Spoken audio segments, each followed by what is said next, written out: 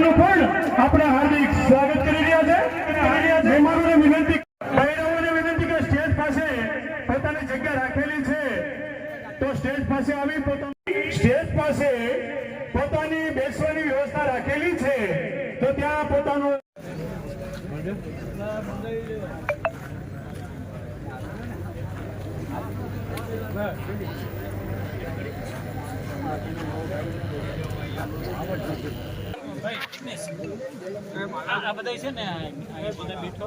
આપણે મહેમાનો પહોંચી રહ્યા છે થોડી વારમાં આપણે હાર્દિક સ્વાગત કરીએ।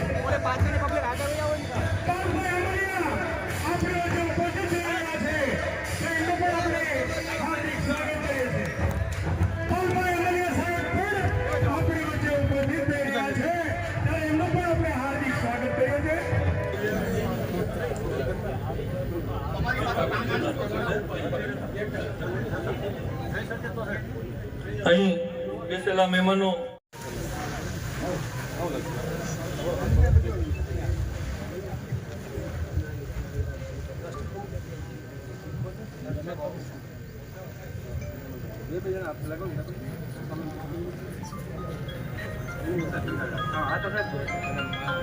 ભારત માતા કી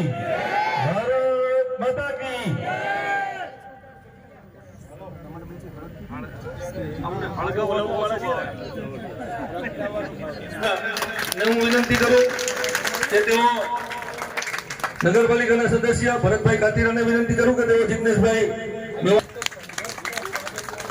ત્યારબાદ વિજયભાઈ વાઢેર ભીમસેનાના પ્રમુખ ને હું વિનંતી કરું કે તેઓ વિમલભાઈ ચુડાસમા નું ફૂલહારથી સ્વાગત કરે। ત્યારબાદ માંડળભાઈ વંશ કોળી સમાજના અગ્રણી અને વડીલ માંડળભાઈ વંશને વિનંતી કરું કે તેઓ વિમલભાઈ ચુડાસમાનું ફૂલહારથી સ્વાગત કરે।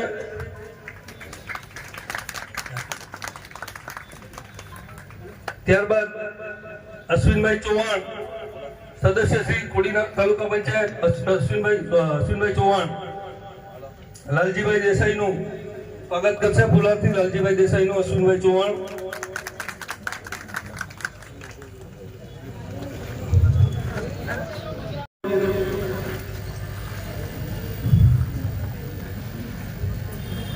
કે તેઓ પાલભાઈ આંબલિયાનું ફૂલહારથી સ્વાગત કરે। ત્યારબાદ વિજાણંદભાઈ રાઠોડને વિનંતી કરું કે તેઓ હીરાભાઈ જોટવા આપણા ગુજરાત પ્રદેશ કોંગ્રેસ સમિતિના ઉપપ્રમુખ મુરબ્બી શ્રી હીરાભાઈ જોટવાનું ફૂલહારથી સ્વાગત કરે વિજાણંદભાઈ રાઠોડ। ત્યારબાદ જિગ્નેશભાઈ વાળાને વિનંતી કરું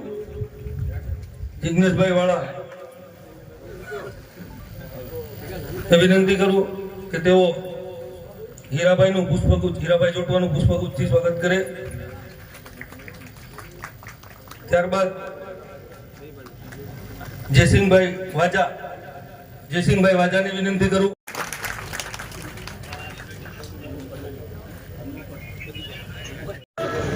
કોડીનાર મુકામે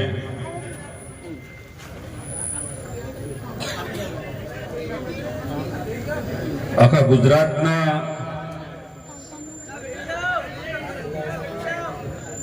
બધા પીડિતોના દુઃખ સુખના સાથી કહેવાય અને બધાને દુઃખ સુખમાં પોતાનો ભાઈ બનીને એની સાથે ઉભા રહે એવા જિગ્નેશભાઈ ગુજરાત પ્રદેશ કોંગ્રેસ સમિતિના ઉપપ્રમુખ અને હમણાં જ લોકસભાની જે ચૂંટણી લડાવ્યા હીરાભાઈ, સોમનાથના ધારાસભ્ય વિમલભાઈ, સેવા દળના પ્રમુખ લાલજીભાઈ, પાલભાઈ, શહેર પ્રમુખ ઉપાધ્યાભાઈ, રામસિંહભાઈ, અશ્વિનભાઈ અને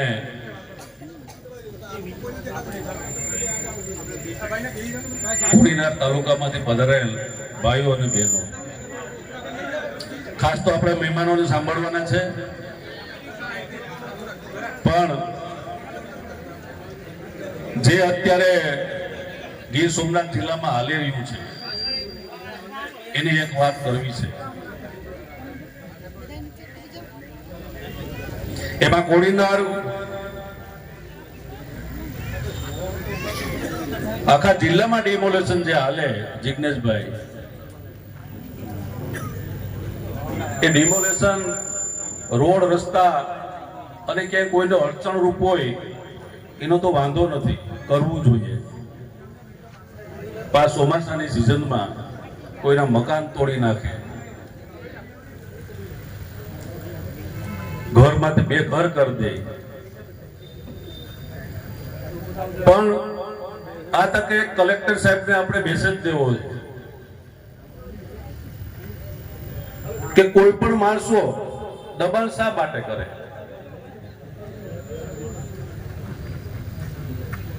કોઈ પણ ગામમાં કોઈ પણ પરિવાર હોય એને ગ્રામ પંચાયત પ્લોટ આપી દે તો એ ત્યાં જ મકાન બનાવે, દબાણ ન કરે. પણ કલેક્ટર સાહેબને અહીંથી કહેવા માંગુ છું કે આખા જિલ્લાના સરપંચો કલેક્ટર ઓફિસના ધક્કા ખાય ગામતળ માટે. આ જિલ્લાના અડધા ગામ તો એવા છે કે જ્યાં ગામતળ જ નથી. પહેલા તમે એને ગામતળ આપો, પંચાયતને ઓર્ડર કરો અને પંચાયત જેને પ્લોટ નથી એને પ્લોટ આપી દે તો આ દબાણ જ ન થાય, કોઈનો મકાન પાડવાનો પ્રશ્ન જ ન ઉભો થાય.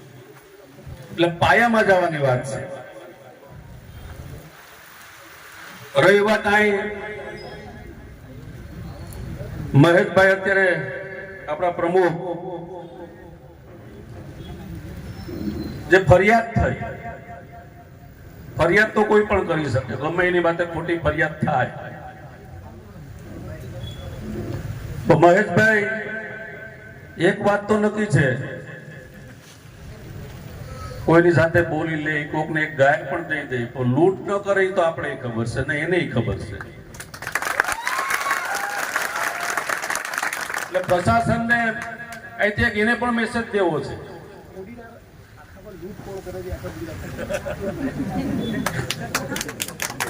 એ વાત પણ સાચી છે. તો પ્રશાસન અને મારે અહીંથી એક મેસેજ દેવો છે કે ફરિયાદ થાય પણ તટસ્થ તપાસ કરે, તપાસને અંતે નક્કી થાય કે આ ભાઈ કઈ લૂંટ કરી કે નથી કરી. એટલે તટસ્થ તપાસ કરે એવી હું આશા રાખું છું. અને આવેલો મહેમાનનું ગીર સોમનાથ જિલ્લામાં કોંગ્રેસ પરિવાર વતી બધાનું સ્વાગત કરી મારી વાતને વિરામ આપું.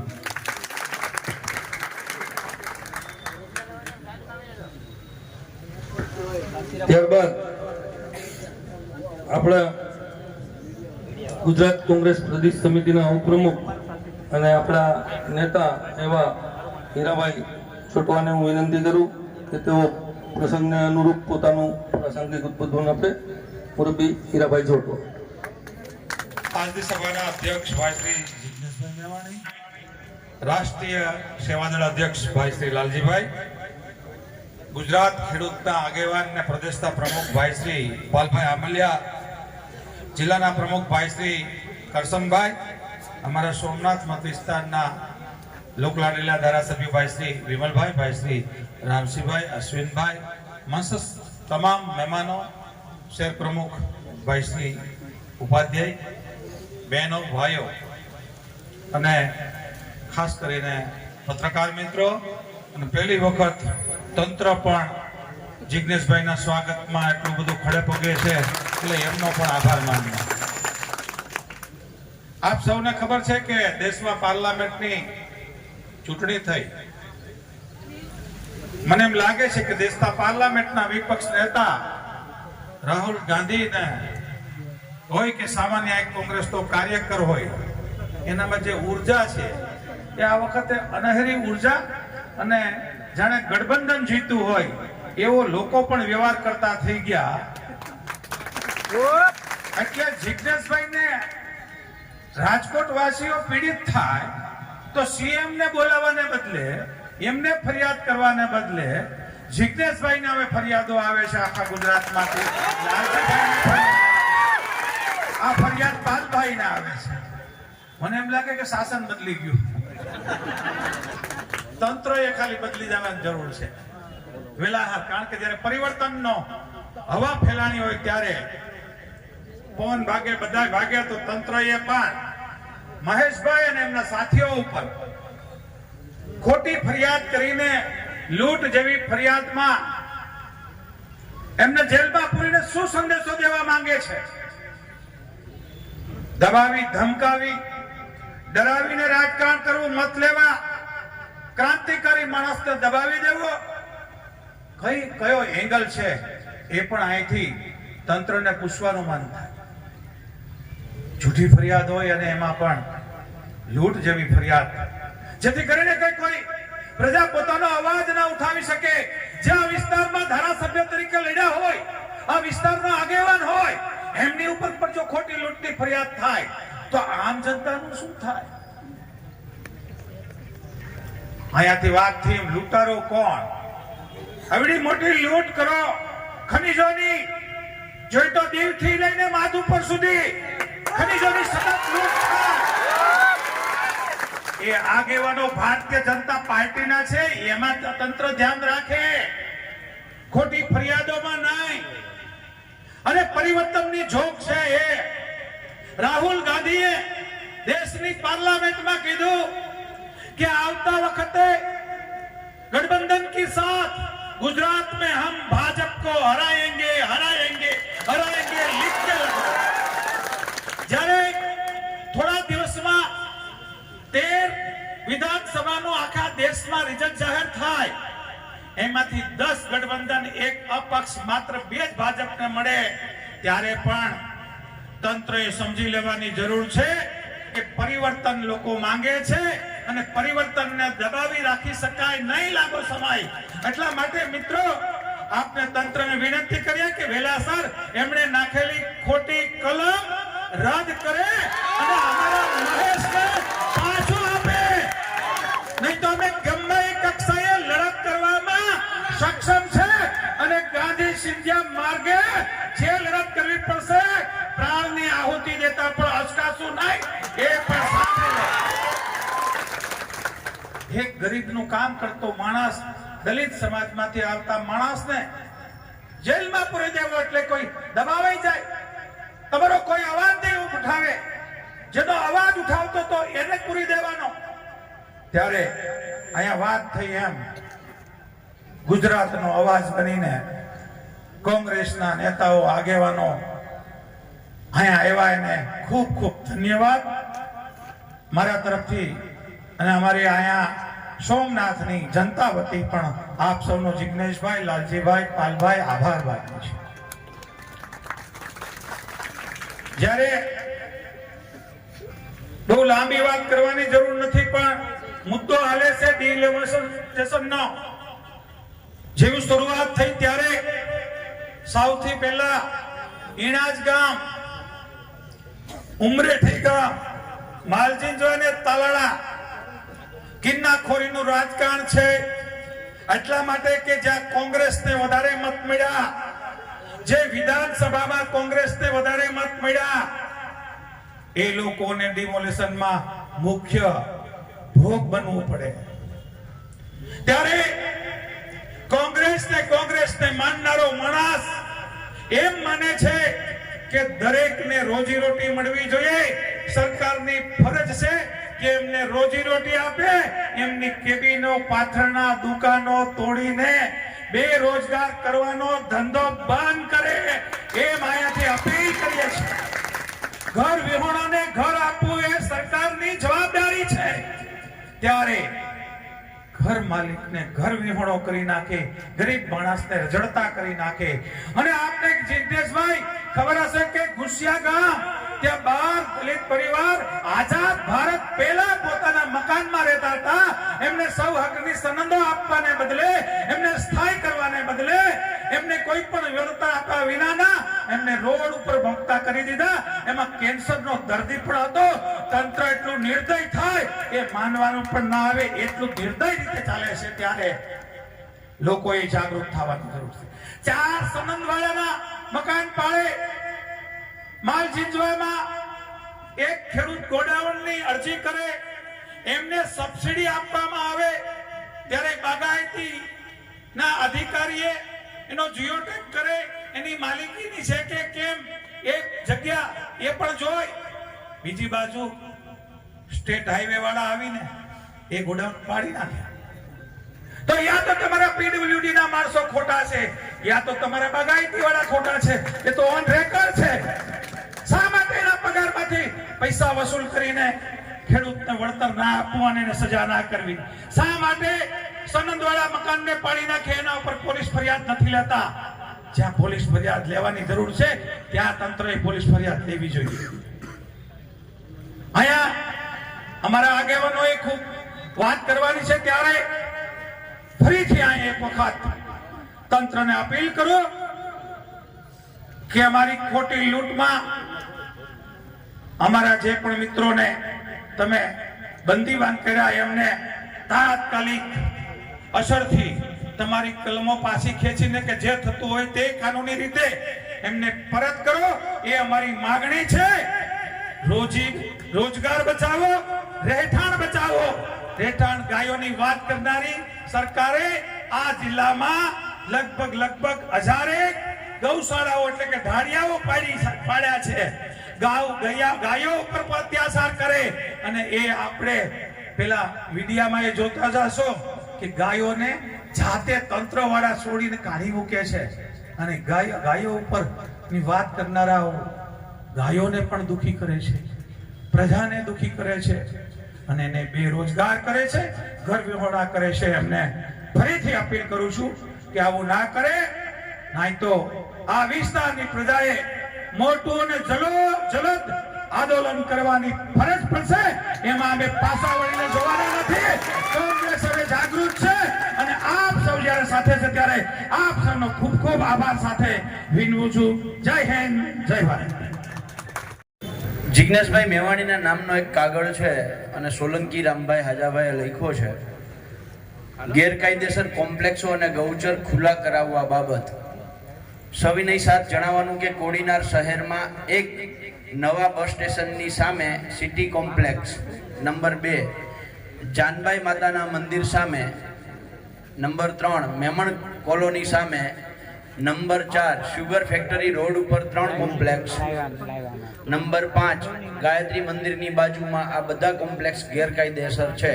આ બધા દિનુ બોઘાના પરિવાર તથા તેમના માણસોના નામે ચાલે છે. છારા, જાપા અને કડવાસણ સર્વે નંબર 15 સરકારી ખરાબો કબજે કરેલ છે.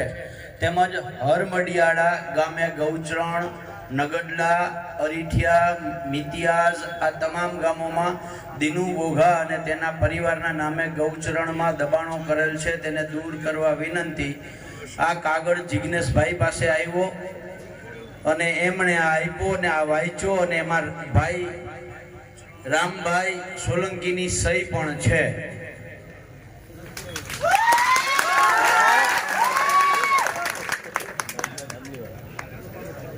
આજના કાર્યક્રમમાં ઉપસ્થિત અને અધ્યક્ષ તેજ તરાર લડાયક ધારાસભ્ય શ્રી જિજ્ઞેશભાઈ, સેવાદળના રાષ્ટ્રીય પ્રમુખ અમારા સાથી મોટાભાઈ લાલજીભાઈ, પ્રદેશ કોંગ્રેસ સમિતિના ઉપપ્રમુખ હીરાભાઈ જોટવા,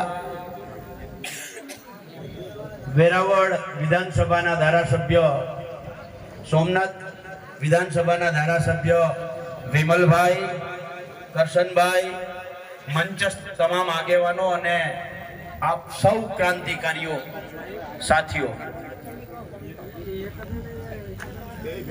આજે આપણે ભેગા શું કામ થયા છીએ? આપણે પ્રેમથી ભેગા થયા છીએ કે કોઈ આપણને મજબૂર કર્યા છે? તો એ મજબૂર જે કરનારા છે એ સરકારી તંત્રનો કેમેરો પાછળ છે. હું જ્યાં સુધી સમજુ છું ત્યાં સુધી સરકારી કેમેરો છે, અને જે તંત્રએ આપણને મજબૂર કર્યા છે એ તંત્રનો કેમેરો ત્યાં છે. અને એ કેમેરામાં હમણાં જ ઓલો કાગળ મેં વાંચ્યો છે, એની અંદર કેમેરામાં કેદ થઈ ગયો છે. જો તાકાત હોય, તંત્ર દિલથી કામ કરવા માંગતું હોય, કાયદો, નિયમ, બંધારણ અને સિસ્ટમ મુજબ જો આ જિલ્લાની અંદર તંત્ર કામ કરવા માંગતું હોય તો એમને વિનંતી છે કે આ કેમેરો છે એમના સુધી પહોંચવો જોઈએ અને દિવસ 8 ની અંદર આ કાગળ જે છે એનો અમલ થવો જોઈએ.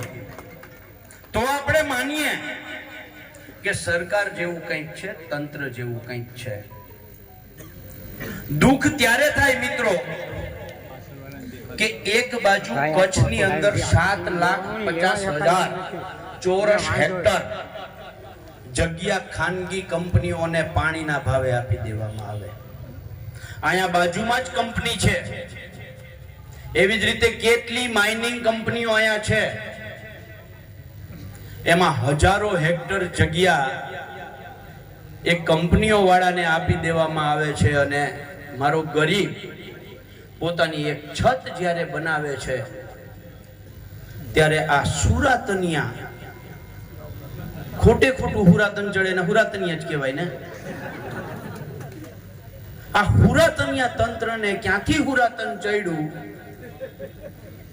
કે એક ગરીબનું ઘર પાડવા માટે દોડ્યા છે. તાકાત હોય તો આ કાગળ તો અમે આપ્યો, જાહેર કર્યું, ક્યાં શું છે એ કરો ને અમલ. તમે જો કોઈના પીઠું ના હો તો તમારે આ અમલ કરવો જોઈએ. તમને હું કહીને જાઉં છું, આ જિલ્લાની અંદર 11 ગામોમાં જમીન માપણી થઈ છે અને 11 ગામોના જમીન માપણીની આધારે જે ખેતરોના 7/12 બન્યા છે, આમાં ક્યાંક ને ક્યાંક ભૂલ છે. ઓફિશિયલી એ જે કાગળ બનાવનાર છે એ કાયદેસરના ગુનેગાર છે. જેની જવાબદારી હતી સર્વેયર થી લઈ અને કલેક્ટર સુધી જેને 15% ક્રોસ વેરીફાઈ કરવાનું હતું, આ તમામેમાં જવાબદાર છે. તાકાત હોય તો એ જે આ ખોટા દસ્તાવેજો તૈયાર કરીને ગયા છો એમની ઉપર FIR કરીને દેખાડો તો અમે માનીએ તમે સાચા છો. તમારામાં તાકાત હોય તો અહીંયા દરેક ગામની અંદર પાક વીમાનું ક્રોપ કટિંગ 2016, 17, 17, 18, 19, 20 માં થયું. એક ક્રોપ કટિંગના આંકડા મુજબ હેક્ટરે 60,000 રૂપિયા વેરાવળ તાલુકાના એક ગામના એક ખેડૂતને પાક વીમો મળે એમ છે. જે પુરાતનયું તંત્ર છે ને એમને હું ચેલેન્જ સાથે કહું છું કે તમારામાં તાકાત હોય ને તો આ પાક વીમાના પત્રકો જેણે બદલાવ્યા છે, આંકડા જેણે બદલાવ્યા છે, સરકારી દસ્તાવેજ હારે જેણે ચેડા કર્યા છે, એમની સામે કાયદેસર કાર્યવાહી કરો અને આ જિલ્લાને પાક વીમો બતાવીને બતાવો તો માનીએ કે તમે તાકાત વાળા છો.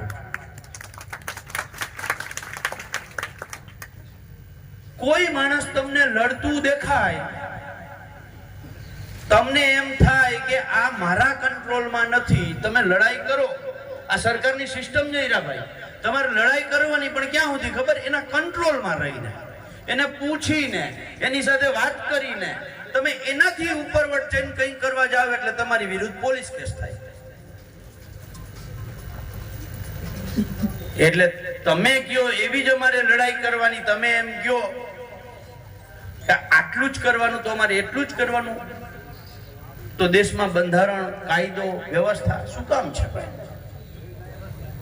અને જો અમે તમારે અમને જેલમાં નાખી દો, અમને જાળવે બાંધીને મારો. સુરતની અંદર હું યાદ કરાવવા માંગુ છું, જયેશ પટેલ, ગુજરાત ખેડૂત સમાજ, જેણે મેટ્રો ટ્રેનની લડાઈ કરી, એની સામે ખેડૂતોને વળતર અપાવવા માટેની, તો જયેશભાઈ પટેલની ખેડૂત સમાજની જે ઓફિસ હતી એ ગયા વર્ષે આ તંત્રએ પાડી નાખી. બનાસકાંઠામાં રામસિંહ રાજપૂત ખેડૂતો માટે લડે એટલે હાલતા ચાલતા એમની ઉપર પોલીસ કેસ થઈ જાય. એટલે આ સરકારમાં તમે જે માણસ લડતો થયો એટલે પોલીસ કેસ ભોગવતો થયો. અરે ભાઈ, તમારે લૂંટના જ કેસ કરવા હોય તો જે ખાનગી કંપનીઓ ગૌચર દબાવી લીધા છે, આ રોડ જ બાજુમાં જે રોડમાંથી અમે આવીએ છીએ એ રોડ વાળાએ જે સરકારી ખરાબાઓ લાગતા વળગતા નેતાઓએ દબાવ્યા છે એ ખાલી કરી આવીને દેખાડો ને. એના કારણે રોડ અટકેલો પડ્યો છે. ખેડૂતોને ત્યાં તમે જેસીબી મોકલીને એનું મકાન પાડી નાખો છો. જે નેતાઓની જગ્યા છે એ ખુલ્લી કરો ને ત્યાં રોડ કરો ને.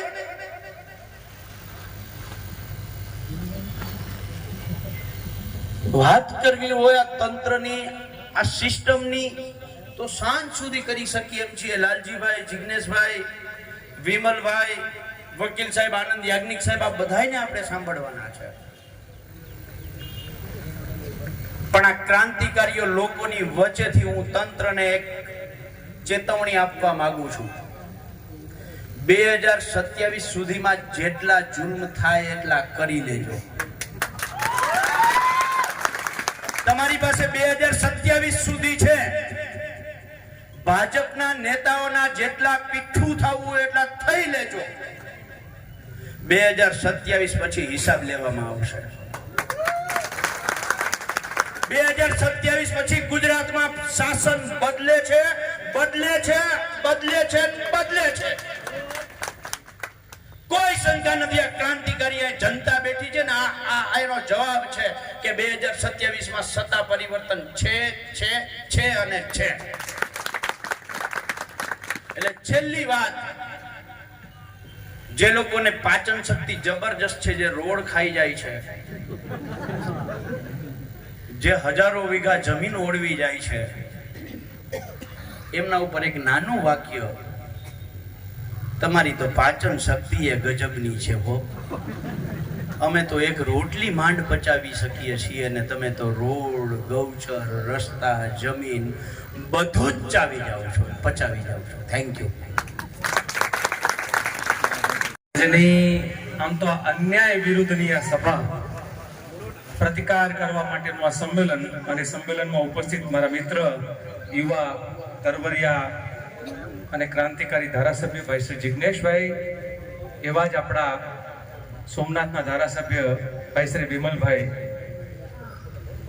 પાર્ટીના ઉપાધ્યક્ષ, અને હમણાં જે લોકસભા બહુ મજબૂતાઈથી લડ્યા, હામા પૂરમાં હામા પાણીએ લડ્યા એવા આપણા હીરાભાઈ જોટવા, અને જેણે પોલીસના મારને પણ એમ કીધું કે આ તમારો માર પણ મને ફૂલ જેવો લાગશે કારણ કે હું લોકોની લડાઈ લડું છું. આ પાલભાઈ કે જેણે રાજકોટની પોલીસે, અને એનો હિસાબ કરવાનો બાકી છે હજુ, જે પણ પીઆઈએ કર્યું છે ને એનો હિસાબ કરવાનો છે. એવા પીઆઈએ ધોકેથી મારા તોય નક્કી કર્યું હતું કે હું ખેડૂતોની લડાઈ લડીશ, હું માર ખાઈશ, કારણ કે આ કોંગ્રેસી છે, સંઘી નથી કે માફી માંગે. આ કોંગ્રેસી છે. એવો અમારો ભાઈ લડવૈયો પાલભાઈ, અને એવા જ જેમના શરૂઆતમાં સ્વાગત ભાષણ કર્યું એવા આપણા જિલ્લા કોંગ્રેસના અધ્યક્ષ ભાઈ શ્રી કરશનભાઈ, શહેર કોંગ્રેસના અધ્યક્ષ ભાઈ શ્રી ઉપાધ્યાયભાઈ, આપ સૌ પીડિત પરિવારમાંથી બાલુભાઈ અહીંયા છે, અને એ લોકો હમણાં ત્રણેક મિત્રો ત્યાં આવ્યા હતા, રાહુલજીને મળ્યા. આ રાહુલજીને સાથે મારે તમારા ઘરે જ્યારે ઘટના બની ત્યારે રાહુલજીને લઈને આવવાનું જે ભૂમિકા કરવાની હતી ત્યારે મેં એ ભૂમિકા કરી હતી. ત્યારથી મને યાદ છે કે આ વિસ્તારની એ વખતના અત્યાચારની લડાઈ આજે પણ જારી છે. એ અત્યાચાર ક્યારેક કોઈકને બાંધીને મારવાનો હોય કે અત્યાચાર પછી લૂંટના નામની ફરિયાદ ન હોય.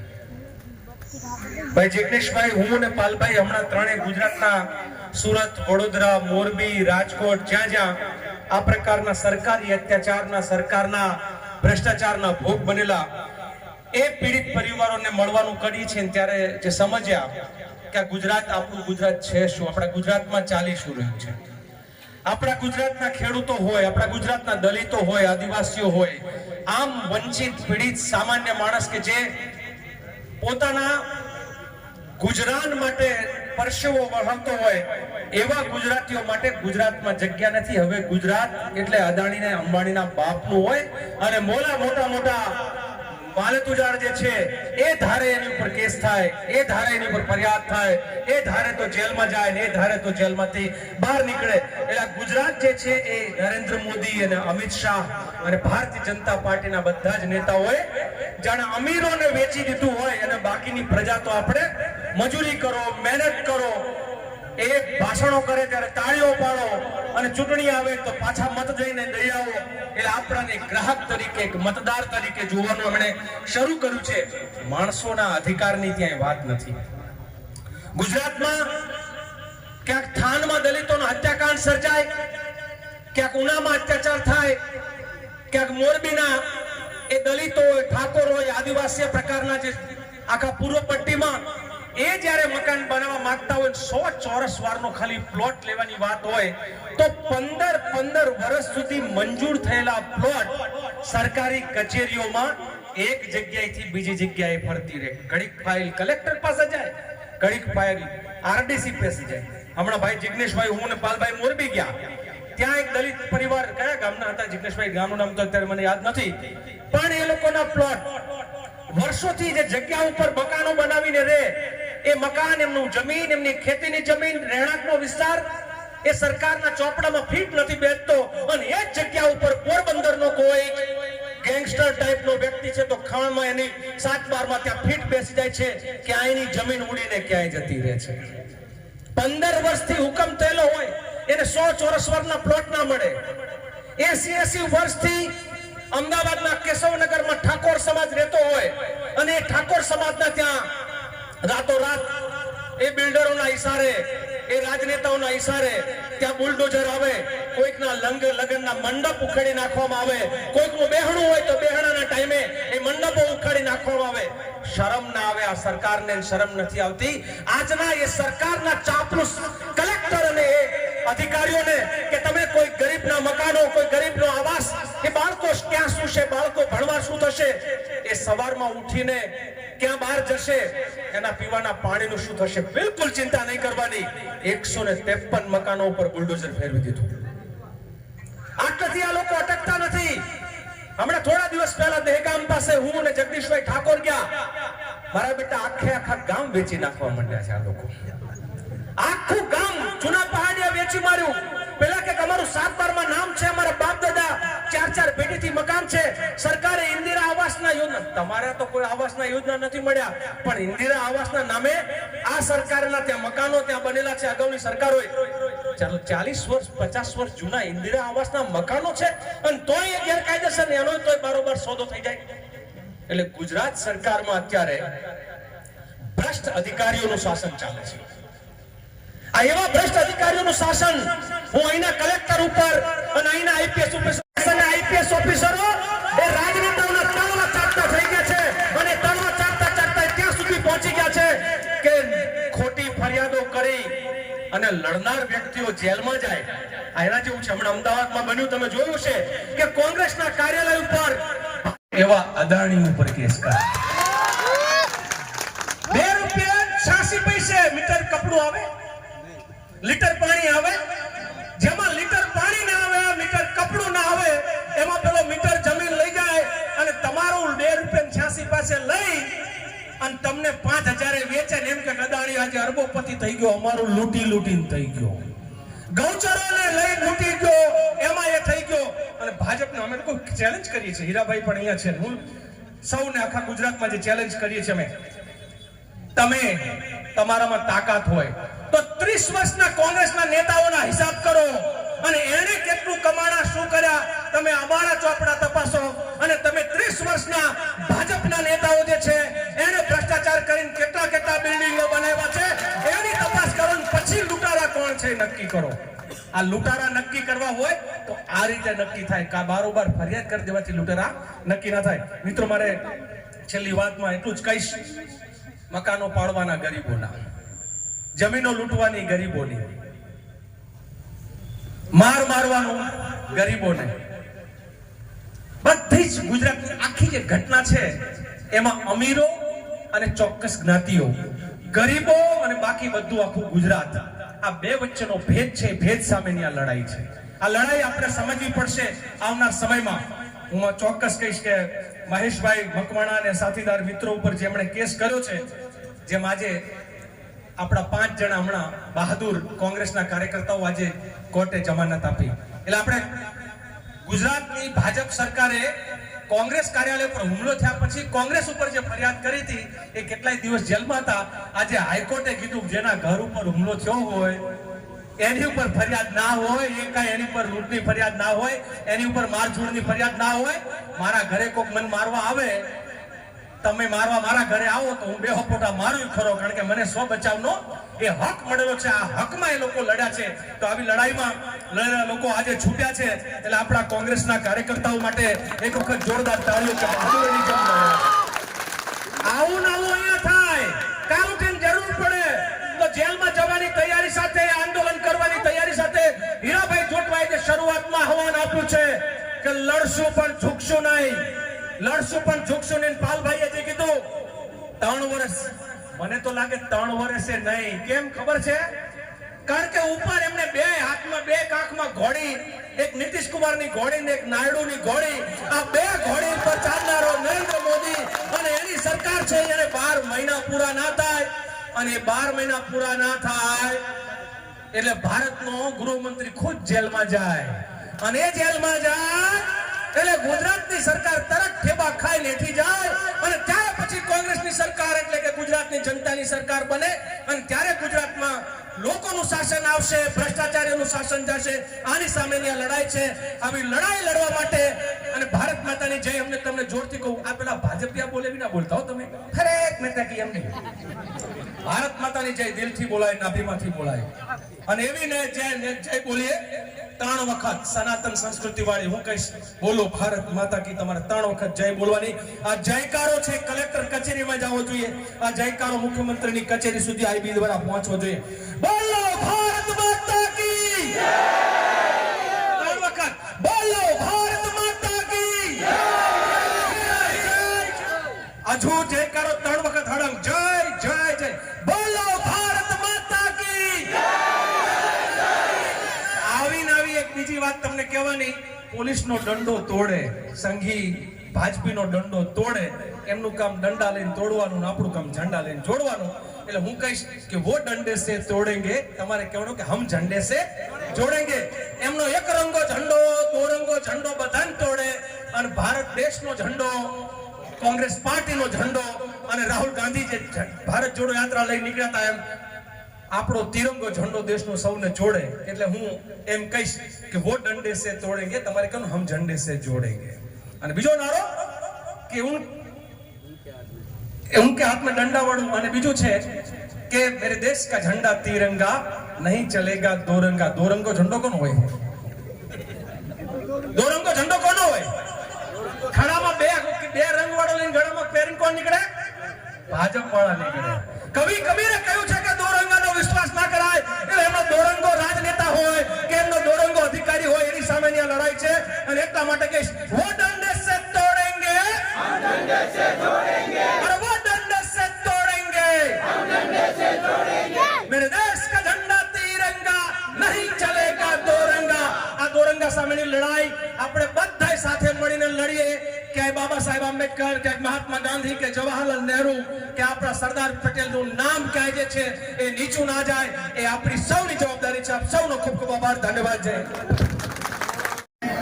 આજની મીટિંગમાં ઉપસ્થિત મારા સાથી ધારાસભ્ય જિગ્નેશભાઈ મેવાણી અહીંયા પણ સાથે બેસાડ્યા, વિધાનસભામાં પણ સાથે જ બેસીએ છે.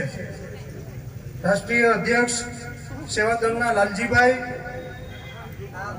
પાલભાઈ આંબલિયા, હીરાભાઈ જોટવા, દર્શનભાઈ બારડ, મંચ ઉપર ઉપસ્થિત તમામ આગેવાનો, વડીલશ્રીઓ, જ્યારે આજે કોડીનાર મુકામે આવવાનું થયું ત્યારે જ્યારની આ ચૂંટણી પૂરી થઈ છે ત્યારનું ગીર સોમનાથના કલેક્ટર દ્વારા ગીર સોમનાથ જિલ્લાની જે પબ્લિક છે એ શાંતિથી રહેતી હતી, ભાઈચારાથી રહેતી હતી, અને વર્ષોથી ભાઈચારાથી રહેતી હતી.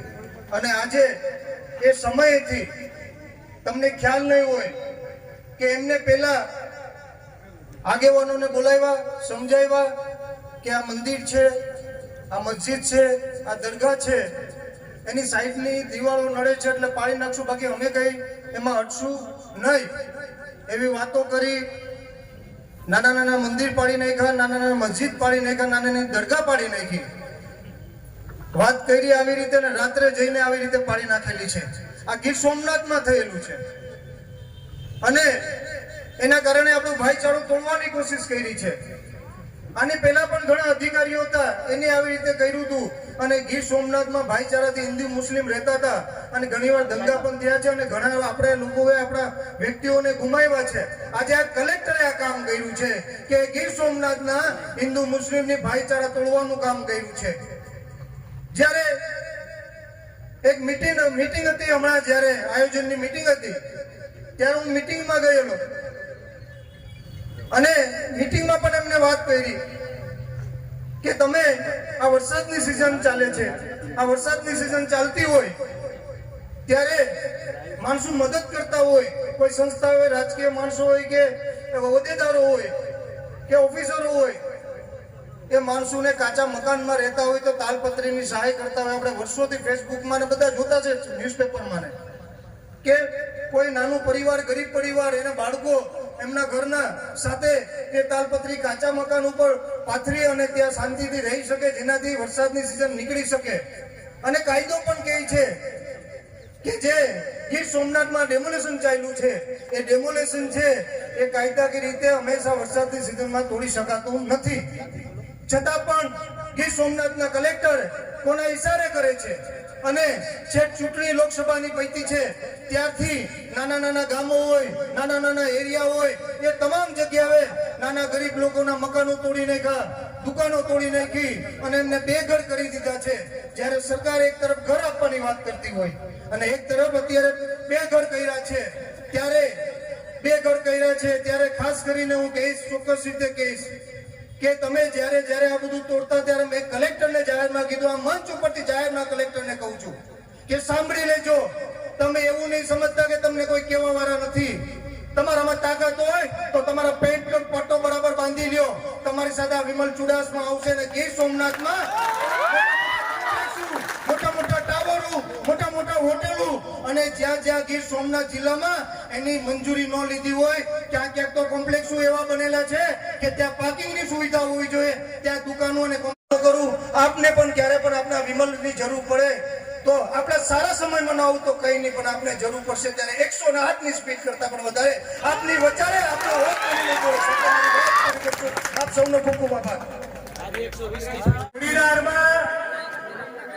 મહેશ મકવાણા નહીં, એક જ માણસ લૂંટ કરે છે, એક જ.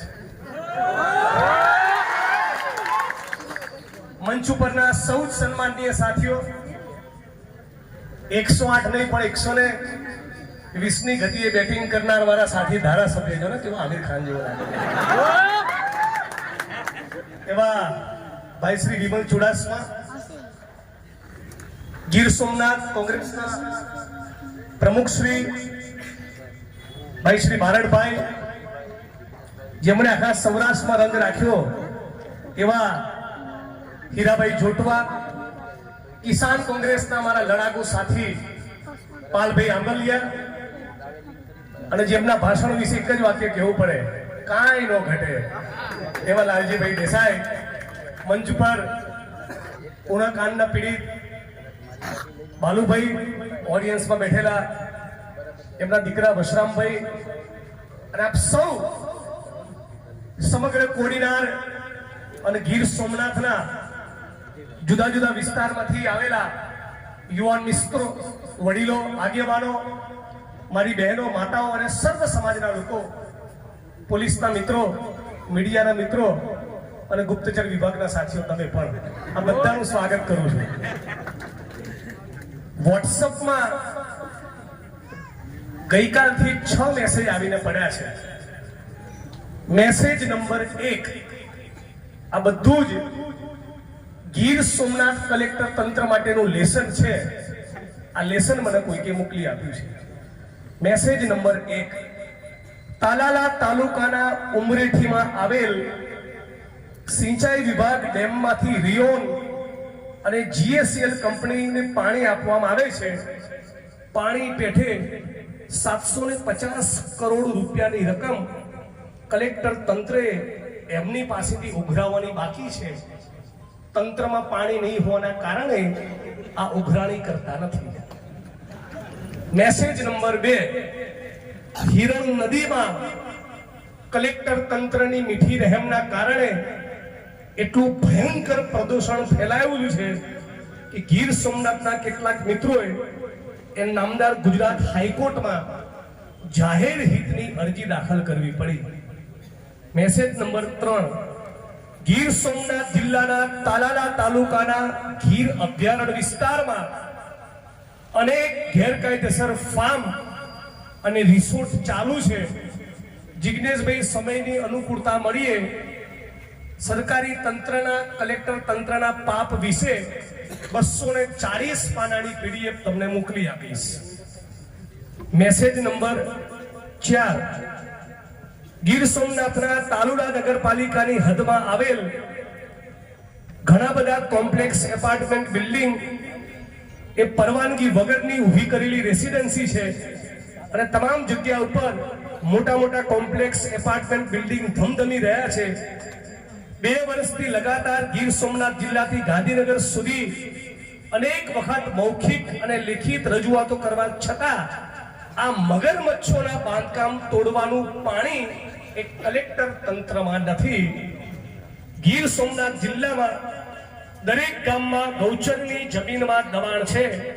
ઘણા ગામોમાંથી ગૌચરમાં થયેલ દબાણો ખાલી કરાવવા માટે અનેક લેખોએ રજૂઆત ગીર સોમનાથ જિલ્લા કલેક્ટરને કરેલ છે, પરંતુ આજ દિન સુધી ખાલી કરવામાં આવતી નથી. અને સૂત્રાપાડા તાલુકાના લોઢવા અને પાદરુકા ગામમાંથી ગૌચરની જમીન ખાલી કરીને GSCL કંપનીને 500 વીઘા જમીન આપી દેવામાં આવી છે. કલેક્ટર તંત્રમાં પાણી હોય તો આ પણ ખુલ્લું કરીને બતાવે. અને મેસેજ નંબર 6, ગીર સોમનાથ જિલ્લામાં ચાલતી ઘણી બધી કંપનીઓ લાઇમસ્ટોનની લીજોમાંથી ખનીજ કાઢી રહ્યા છે. ગીર સોમનાથ કલેક્ટર તંત્રમાં તાકાત હોય, એમનામાં પાણી હોય તો આ ઇકો સેન્સિટિવ ઝોન અભયારણ્ય અને સમગ્ર વિસ્તારમાં ચાલતી આ ગેરકાયદેસર ખાણ ખનીજ બંધ કરીને બતાવે. એટલું જ કહેવા માટે પાલભાઈ લાલજીભાઈ હું આવ્યા છીએ કે ગીર સોમનાથ અને ગુજરાત એ ગીર સોમનાથની અને ગુજરાતની જનતાનું છે. કલેક્ટર તારા બાપની પેઢી નથી અને તારા જેવી કંઈક 1400 ને સીધી કરવા જ અમારો જન્મ થયેલો છે. અને આ પાલ આંબલિયા, લાલજીભાઈ અને જિગ્નેશભાઈ એ ગીર સોમનાથની માટીની સોગંદ ખાય છે કે મારામાં પ્રાણ રહ્યા ત્યાં સુધી આ વિસ્તારની અંદર જેણે પણ મહેશ મકવાણાનો વાળ વાગો કર્યો, ભૂરાભાઈનો વાળ વાગો કર્યો અને જેમણે પણ ખેડૂતોને બરબાદ કર્યા છે, તમારી છઠ્ઠીનું ધાવણ યાદ ના કરાવું ને મારું નામ પણ જિગ્નેશ મેવાણી. એ શેની તમને ચરબી ચડી છે? શેનો ફાટવા ચડ્યો છે? હે કલેક્ટર તંત્ર એટલે કઈ મોટી તોપ છો? ધારાસભ્ય હોય, સંસદ સભ્ય હોય, કેબિનેટ મિનિસ્ટર હોય, IAS હોય કે IPS હોય, બધા જનતાથી મોટું કોઈ નથી. એ વાત આપણે જનતાએ સમજી લેવી પડશે. આ છે 6 મેસેજ જે મને પહોંચ્યા, જેનું મેં પઠન કર્યું. અને અરજી જે રામભાઈ S સોલંકી એ પાલભાઈએ વાંચી. કલેક્ટર તંત્રમાં પાણી હોય તો ચાલો કોડીનારની બજારમાં વિમલ ચુડાસમા અને જિગ્નેશ મેવાણી તમારી જોડે આવશે. તાકાત હોય તો ગેરકાયદેસર બાંધકામ દૂર કરીને બતાવો. તાકાત હોય તમારામાં તો ગેરકાયદેસર ખનનના કામ બંધ કરીને બતાવો. ભગાભાઈના પોતાના ગામ બાદલપરાની અંદર મશીનો પહોંચ્યા તંત્રના, અને પછી તપાસ કરતા માપણી કરતા ખબર પડી કાં તો પાકા અને સાચા મકાનો છે. અને પછી એ મશીનો પાછા ગયા. સાથીઓ, હું આજે ભાષણ કરીને જતો રહીશ. પાલભાઈ, લાલજીભાઈ બધા મિત્રો જતા રહેશું. અહીંના કલેક્ટર, SP બધા બદલાશે. પણ ગીર સોમનાથ અને કોડીનારનો ઇતિહાસ લખાશે ને તેમાં ભૂરાભાઈ અને મહેશ મકવાણાનું નામ લખાશે.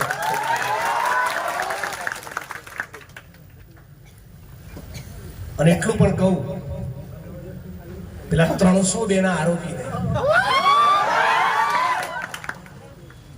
કે આરોપી નંબર 1 અને તારો ભત્રીજો બંને ભૂલતા નહીં. હજી સુપ્રીમ કોર્ટ ઓફ ઇન્ડિયામાં તમારી અપીલ પેન્ડિંગ છે અને એડવોકેટ આનંદ યાજ્ઞિક હમણાં થોડી વારમાં આવે છે. સાથીઓ, દુઃખ એ વસ્તુનું થઈ રહ્યું છે કે એસપીની ચેમ્બરમાં કોઈ બુટલેગર આરોપી તરીકે જાય અને કેવી રીતે ઉભો રહે. એવી રીતે વિમલભાઈ ચુડાસમાના હું કોઈ કેબિનેટ મંત્રીના ત્યાં જનતાનું કામ લઈને ગયા હોય ત્યારે કલેક્ટરો એવી રીતે ચાપલુસી કરવા માટે ઉભા હોય છે. એમની કોઈ તાકાત નથી. ગરીબ માણસના તમે મકાન તોડ્યા, કારડિયા રાજપૂત સમાજના તમે મકાન તોડ્યા, તમે દલિત અને મુસ્લિમ સમાજના મકાન તોડ્યા, તમે આહિર અને કોળી સમાજના મકાન તોડ્યા. તમારા તાકાત હોય તો આજે લિસ્ટ વાંચ્યું ને એમાંથી એક બિલ્ડિંગ તમે તોડીને બતાવો. એક મારી તમને ચેલેન્જ છે. આજે ગરીબ માણસના મકાન તોડવા તો બહુ આસાન છે. અગ્નિકાંડમાં નાની માછલીની ધરપકડ કરવી એ બહુ આસાન છે. પણ ભડવીર તો એને કહેવાય કે કોઈ કેબિનેટ મિનિસ્ટરના દીકરાનું ગેરકાયદેસર મકાન હોય અને એની પર બુલડોઝર તોડે, એની પર બુલડોઝર ફેરવે, તો હું ગીર સોમનાથની ધરતીમાંથી કલેક્ટર અને એસપી ને હું સલામ કરું કે વાહ દોસ્ત વાહ, તારામાં પાણી છે. આજે આખા વિસ્તારમાં એક જ માણસનો આતંક અને આખી ગીર સોમનાથની પબ્લિકને માણસ નચાડે. આપણે બધા માણસોએ જાગવું પડશે. આજે લાલજીભાઈ કીધું એ પ્રમાણે આજે મેં બરાબર આક્રમક વાત કરીને તમે તાળીઓ પાડો એના માટે નથી આવ્યા. તમે લોકો એ વાતનો સંકલ્પ કરો, તમે લોકો એ વાતની ગાંઠ વાળો કે આખા ગીર સોમનાથની અંદર, જુનાગઢની અંદર એક પણ માણસ ભારતીય જનતા પાર્ટીનો સરપંચ પણ ચૂંટાવો ના જોઈએ. આવો તમે જે દિવસે સંકલ્પ કરશો એ દિવસે તમારો વિજય થશે. આ સાથીઓ, આખો દિવસ નરેન્દ્ર મોદી, આરએસએસ, ભારતીય જનતા પાર્ટીના લોકો એ ફક્ત ધર્મની રાજનીતિ કરે. ચૂંટણીના 4.5 વર્ષ હોય ત્યારે વિકાસની વાત કરે અને જેવી ચૂંટણી આવે મંગલસૂત્ર કોંગ્રેસ વાળા ભેંસ લઈ જશે, મટન, આવી વાતોમાં સમાજને હિન્દુ મુસલમાનમાં વિભાજિત કર્યો. હવે ગુજરાતમાંથી એક નવી ક્રાંતિની શરૂઆત થવી જોઈએ. આખું ગુજરાત બેઠું થવું જોઈએ, આખું ગુજરાત જાગવું જોઈએ અને ભારતીય જનતા પાર્ટીની એક સાથે ચોકડી મારવું જોઈએ. અમે બધા ભાઈઓ છીએ. અયોધ્યાના લોકો જાગી ગયા, ત્યાંથી પણ ભારતીય જનતા પાર્ટીના ભૂકા કાઢી મૂક્યા ત્યાંથી કે ચલ ફૂટ. કેદારનાથમાંથી પણ, અયોધ્યામાંથી પણ આ ગુજરાતની જનતાએ ખોખારો ખાઈને કહેવાની જરૂર છે કે રોટી, કપડા, મકાન, શિક્ષણ, આરોગ્ય અને રોજગાર એ સાચા મુદ્દા છે, મંદિર અને મસ્જિદ નહીં. મહેશ મકવાણા એ ગેરકાયદેસર ખનનની વિરુદ્ધમાં માણસ લખતો હોય, સર્વ સમાજના લોકોનો અવાજ બનતો હોય.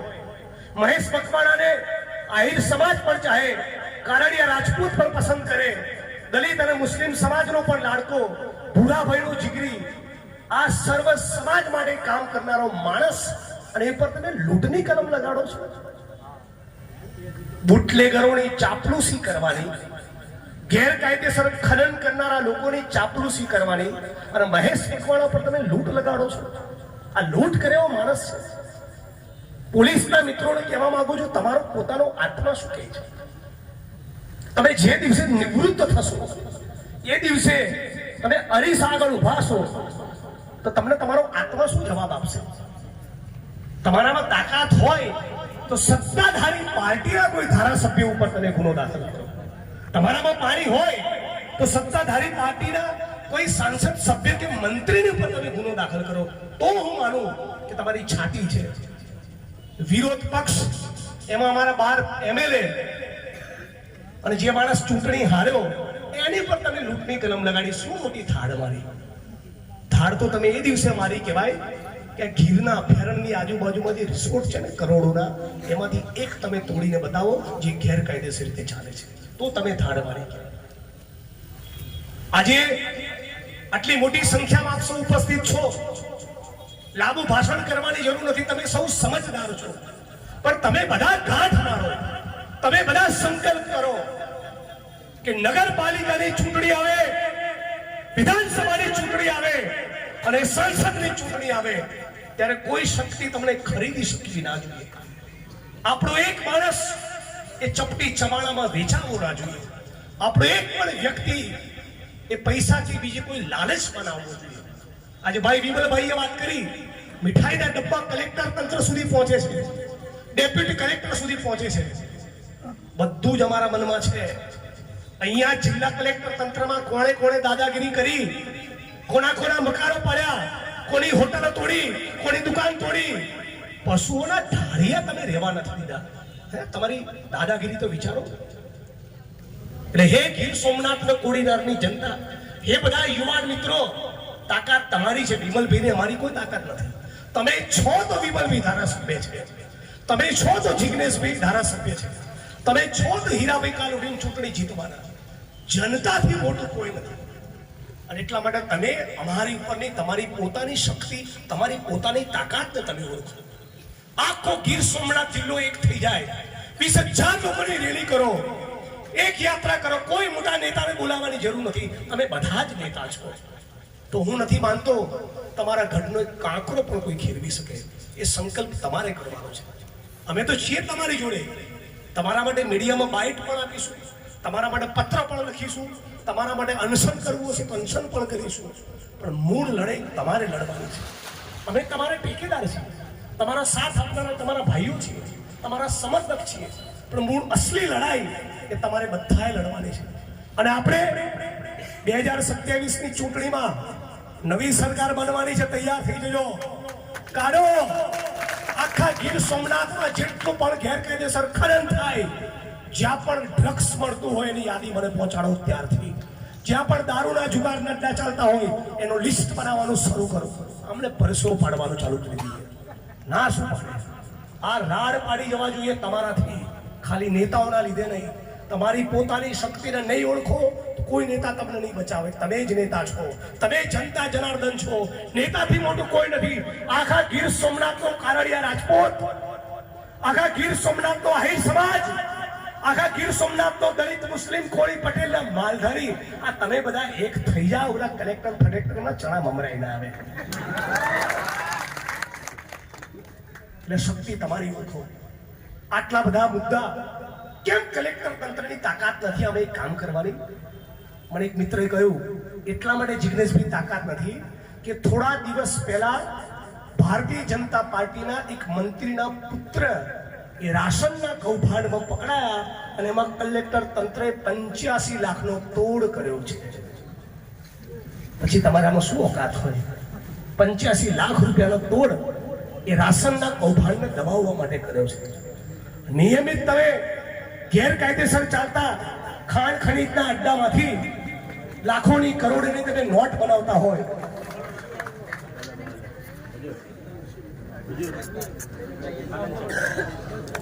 આનંદભાઈ આગળ તાળીઓથી એમનું સ્વાગત કરીએ.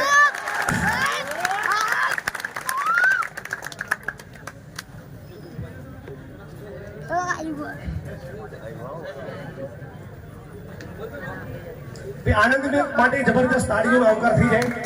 આપણા માટે આનંદનો વિષય છે કે આનંદ આપણે જોડે. આનંદભાઈ, તમારી ગેરહાજરીમાં તમે તમને યાદ કરેલા અને પેલા દિનિયાને યાદ કરાયું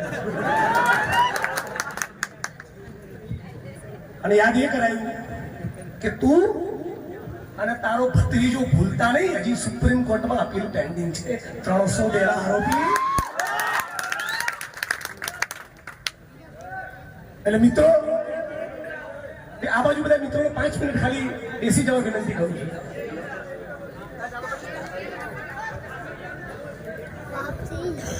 જિગ્નેશભાઈ, અમે તળપદી ભાષામાં દીનુને પપ્પી કહીએ. અમે તળપદી ભાષામાં દીનુને કહીએ છીએ પપ્પી. અને હજી સુપ્રીમ કોર્ટે એને આપે સાચું કહ્યું, પપ્પી કરવાની બાકી છે. આ બાજુ મિત્રો 5 મિનિટ ખાલી બેસી જાઓ, વિનંતી કરું, ખાલી 5 મિનિટ માટે.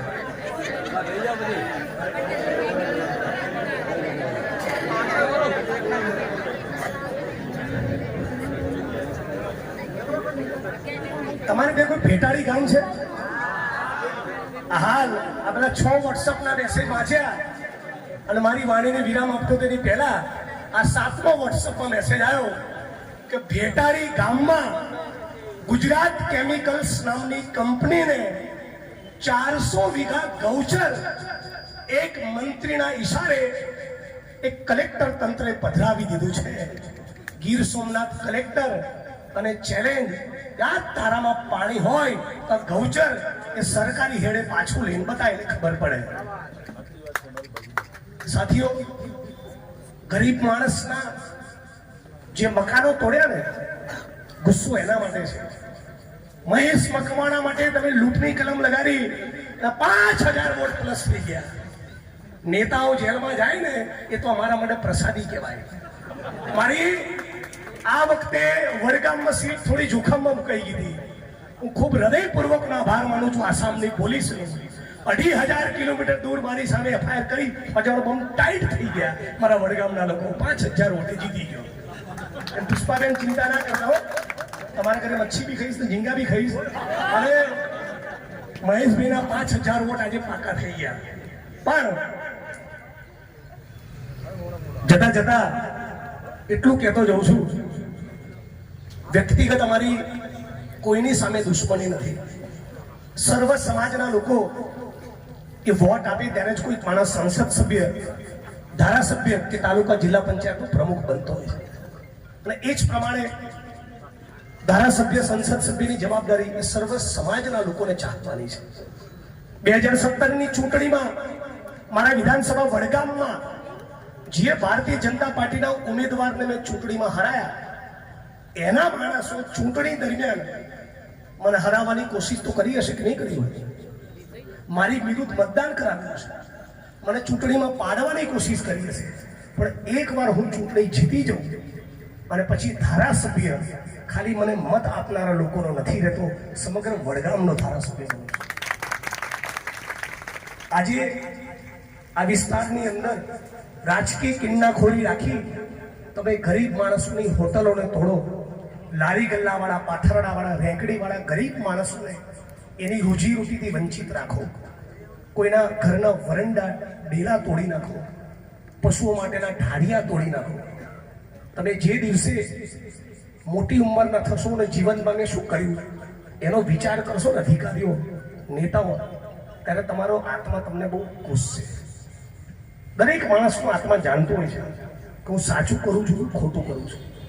એટલે અહીં ઘણા બધા પોલીસના બધા નાના કર્મચારી મિત્રો છે, કોન્સ્ટેબલો છે, હેડ કોન્સ્ટેબલ, પીએસઆઈ વગેરે અધિકારીઓ છે, એમને ખાસ કહેવા માંગુ છું કે તમારા આઈપીએસ અધિકારીઓ 1 નંબરના ચાપલુસ છે. તમે ખાલી એમના જેવા ના થતા. મેં ગુજરાતમાં મારો અનુભવ છે, કારકુનમાં જેટલો દમ હોય ને એ ગુજરાતના એક કલેક્ટરમાં જોયું નથી. બધા જ કમલમમાં જઈને ચાપલુસી કરતા હોય છે. એટલે તમને બધા મિત્રોને ખાસ કહેવા માંગુ છું કે તમારા સાહેબોના આદેશના પગલે કોઈ દિવસ કદાચ દબાણ હટાવવાનું આવે તો લારી ગલ્લાવાળા જોડે, પાથરણાવાળા જોડે, રેંકડીવાળા જોડે, રિક્ષાવાળા જોડે ગાળ દઈને વાત ના કરો. કેમ કે તમે લોકરક્ષકો અને પોલીસના કોન્સ્ટેબલો જ્યારે હડતાલ કરો છો, તમે જ્યારે ગાંધીનગરમાં રેલીમાં બેઠા હો છો, ત્યારે અમે તમારા માટે અનશનમાંઈને બેસતા હોઈએ છીએ. એટલે તમે પણ જ્યારે મ્યુનિસિપલ તંત્ર કે એસપી કે કલેક્ટરના કહેવાથી કોઈનું દબાણ દૂર કરવા જાઓ તો તમારી અંદર લાગણી એવી હોવી જોઈએ કે ભાઈ મજબૂરીના કારણે હટાવવું પડે છે, બાકી દિલ મારું માનતું નથી. ગાળ દઈને કોઈની જોડે વાત ના કરતા. તો આપણી આશા વર્કર બહેનો હોય, આંગણવાડીની બહેનો હોય, જીઆઈએસએફના જવાન હોય, સફાઈ કામદાર હોય, મલ્ટીપર્પઝ હેલ્થ વર્કર હોય, હોમગાર્ડના મિત્રો હોય, લોકરક્ષકો હોય, પોલીસના મિત્રો હોય, બેરોજગાર યુવાનો હોય, દલિત, આદિવાસી, ઓબીસી, મુસ્લિમ, આ ગરીબ વંચિત વર્ગો હોય, ખેડૂતો, ખેતમજૂરો, માલધારીઓ અને પશુપાલકો હોય, બધા લોકોની તાકાતનો સરવાળો થાય તો 2027માં આ જુલમીઓના શાસન અંત આવશે. એ વાત નક્કી છે. ગુજરાતમાં અને દેશમાં ધીરે ધીરે એક નવા પરિવર્તનની, નવી ક્રાંતિની શરૂઆત થઈ ચૂકી છે. અત્યારે આ લોકો જે ધંધા કરી રહ્યા છે, જે લૂંટની કલમ લગાવી ગરીબ માણસોના મકાન તોડ્યા, પેલું કહેવાય ને વિનાશ કાળે વિપરીત બુદ્ધિ, એમનો વિનાશ કાળ આવી ગયો છે એટલે વિપરીત બુદ્ધિ સૂજી રહી છે. આપ સૌ તમારી એકતા એને મજબૂત રાખજો, સર્વ સમાજની એકતાને મજબૂત રાખજો. હિન્દુ મુસ્લિમ આ લોકો કરવાની લાખ કોશિશ કરે, કોઈ દિવસ તમે એમના ચાડે ચડતા નહીં. સંત કબીરે કહ્યું છે કે એક રામ દશરથ કા બેટા. આ લોકો રામની વાત કરે છે. શું કહ્યું છે કે એક રામ દશરથ કા બેટા, दूजा जो घट घट में बैठा, तीसरे राम का सकल पथारा, चौथा सबसे निर्गुण सबसे न्यारा. એની વ્યાખ્યા પણ ના થઈ શકે. આ રામના નકલી ભક્તોની औकात નથી કે આપણી વચ્ચે એ ભાઈ ભાઈને લડાવવાની કોશિશ કરે. એટલે હિન્દુ મુસ્લિમના ચારામાં પડવું નહીં. દલિત સમાજનો વ્યક્તિ હોય અને આરોપી બનતો હોય તો જિગ્નેશ મેવાણીને કહેજો, હું એસપીને ફોન કરીને એની સામે ગુનો દાખલ કરાવડાવીશ. કોળી સમાજનો વ્યક્તિ હોય, ખોટું કરતો હોય તો વિમલભાઈને કહેજો. માલધારી સમાજનો વ્યક્તિ હોય, ગેરકાયદેસર ખનન કરતો હોય તો લાલજીભાઈને કહેજો. આહિર સમાજનો વ્યક્તિ હોય, પાલ આંબલિયાનો કહેજો. મારી જ્ઞાતિ કે ધર્મનો છે અને ખોટું છે એનો જો બચાવ કરવા ગયા તો આપણે મર્યા. આમાં જ ગુજરાતનું અને દેશનું નખોટ ગયું છે. એટલે આપણે બધા જ એ સંકલ્પ કરીએ. અમે કોઈ દલિત નથી, કોઈ પટેલ નથી, કોઈ રબારી નથી, કોઈ કોળી નથી, કોઈ કારડિયા નથી. અમે ગુજરાતી છીએ, અમે ભારતવાસી છીએ. આ એક જ અમારી ઓળખાણ છે. ભારતવાસી બની જઈએ, ગીર સોમનાથ વાસી બની જઈએ તો આમાં કંઈક દિનિયાઓ આયા ગયા. આટલું કહીને મારી વાણીને વિરામ આપું છું. જેલ કા તાલા તૂટેગા, મહેશ મકવાણા છૂટેગા. એમણે લખ્યું છે ચિઠ્ઠીમાં કે હજી આપણી એફઆઈઆર લીધી નથી. એનો જવાબ વકીલ સાહેબ આનંદભાઈ યાજ્ઞિક આપશે. આપ સૌએ મને સાંભળ્યો એ બદલ આપ સૌનો ખૂબ ખૂબ આભાર. ફરી તમારી વચ્ચે આવીશ, પણ એ પૂર્વે હું વોટ્સઅપમાં એક પોસ્ટર બનાવી, એક નંબર કોડીનાર અને ગીર સોમનાથ માટે હું 2-3 નંબર જાહેર કરીશ. એ 2-3 નંબર ઉપર કોડીનારમાં, ગીર સોમનાથમાં ચાલતા તમામ દારૂના અડ્ડાની યાદી મને મોકલો, તમામ જુગારના અડ્ડાની યાદી મને મોકલો, ક્યાં ક્યાં ડ્રગ્સ વેચાય છે એની યાદી મોકલો, ક્યાં ક્યાં ગેરકાયદેસર દબાણ અને બાંધકામ છે એની યાદી મોકલો, અને ક્યાં ક્યાં ગેરકાયદેસર ખનન થાય છે એની યાદી મોકલો. આમને છઠ્ઠીનું ધાવણ યાદ ના કરાવીએ. મારું નામ બી જિગ્નેશ મેવાણી નહીં. જય ભીમ. પૂર્વી હીરાભાઈ, પાજીભાઈ, હાલભાઈ અને અમારા બે ચૂંટાયેલા પ્રતિનિધિઓ ખૂબ રૂપાળા,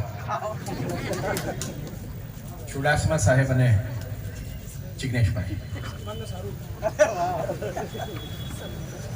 વરસાદ આવે છે.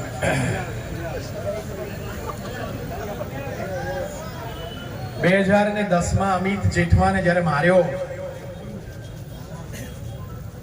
2010માં જ્યારે અમિત જેઠવાને માર્યો ત્યારે આ જગ્યામાં હું એકલો હતો. 2024માં જ્યારે મહેશ જેલમાં છે ત્યારે અહીંયા 5000 માણસો તો હાજર છે, પણ આ આપણા ચૂંટાયેલા પ્રતિનિધિઓ અને ગુજરાતને નવી દિશા આપનાર વ્યક્તિઓ પણ હાજર છે. આજે મને સૌથી વધારે ખુશી એ છે કે પાલભાઈ અહીંયા છે, લાલજીભાઈ અહીંયા છે, હીરાભાઈ અહીંયા છે, ચુડાસમા સાહેબ અને જિગ્નેશભાઈ મેવાણી સાહેબ અહીંયા છે. હવે હું જિંદગીમાં ક્યારેય મારી જાતને એકલો નહીં સમજુ. 14-15 વર્ષની યાત્રા સફળ થઈ, પણ દિનુને જેલમાં મોકલવાની યાત્રા હજુ પૂરી થઈ નથી. પપ્પીને જેલમાં જવાનો બાકી, અને પપ્પીનો પેલો પપ્પુ ભત્રીજો, આ પપ્પી અને પપ્પુ આ બંનેને સુપ્રીમ કોર્ટમાં જઈ અને જ્યાં સુધી જન્મ ટીપની સજા પૂરી નહીં કરાવીએ ત્યાં સુધી અમે જમવાના નથી. 3 કામ બાકી છે અહીંયા. આનાથી વધારે હું બોલીશ નહીં. વરસાદ અહીંયા જયારે આટલા બધા પ્રતિનિધિઓ છે ત્યારે અહીંયા હવે મારે બોલવાનું કશું રહ્યું નથી. 3 કામ. 1, કોડીનારના મિત્રોની સેવા ઉપરનો આદેશ છે એમ કરીને મોકલવામાં આવે છે ત્યારે ફક્ત મહેશ નહીં, બીજા કોઈ પણ સામાન્ય મહેશને માટે પણ હું લડવા માટેની પ્રતિબદ્ધતા જાહેર કરું છું. કામ નંબર 3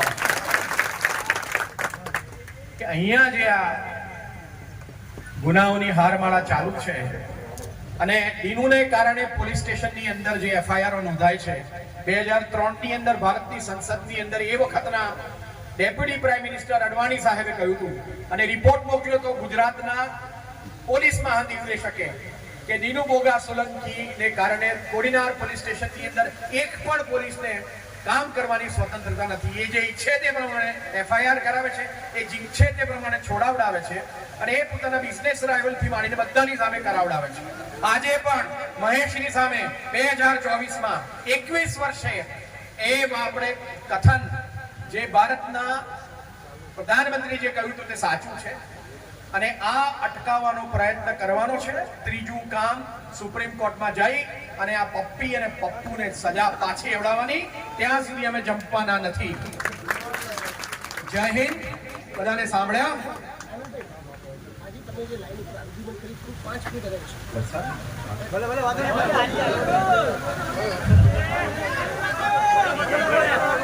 જેમ રાહુલ ગાંધી વરસતા વરસાદમાં અને ભરપૂર બરફની વચ્ચે જેમ ઉભા રહીને ભાષણ કરતા અને સાંભળતા, એમ અહીંના લોકો પણ તમે વરસતા વરસાદમાં છો એટલે તમે લોકોને સહયોગ. ક્યા વાત છે, ક્યા વાત. તો આજે ચુડાસમા સાહેબ, હીરાભાઈ, જિગ્નેશભાઈ, લાલજીભાઈ અને પાલા આ બધાથી વચન લાવું કે અહીંયા વચન લઈએ કે રાહુલ ગાંધીને પણ કોડીનારના સમક્ષ હાજર કરવાની એ લોકો તસ્દી રહે.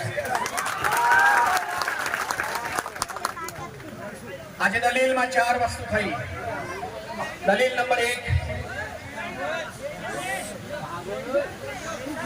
કે ભાજપની ઓફિસે કરેલું એન્ક્રોચમેન્ટ હજુ તૂટ્યું નથી.